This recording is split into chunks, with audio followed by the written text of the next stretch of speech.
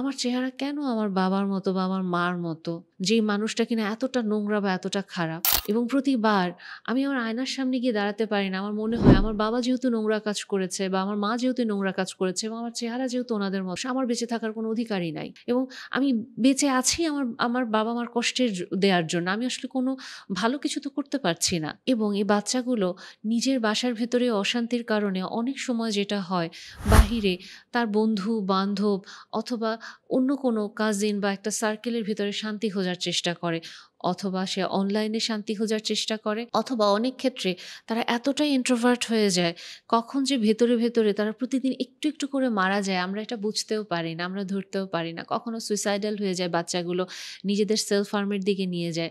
কিন্তু আমরা নিজেদের হিসাব নিকাশ মিলাতে অনেক ব্যস্ত থাকি বড়রা, বাবা-মায়েরা। আমরা এটা চিন্তা করি, আমি কি পেলাম, আমি কি পেলাম না? কেন সে আমাকে বোঝে না? আমরা এটা বুঝতে চাই না যে আমাদের অ্যাডাল্টদের ইমোশনটা আমরা কি বাজেভাবে একটা টিন বাচ্চার উপরে বা একটা ছোট বাচ্চার উপরে আমরা ঢেলে দিচ্ছি।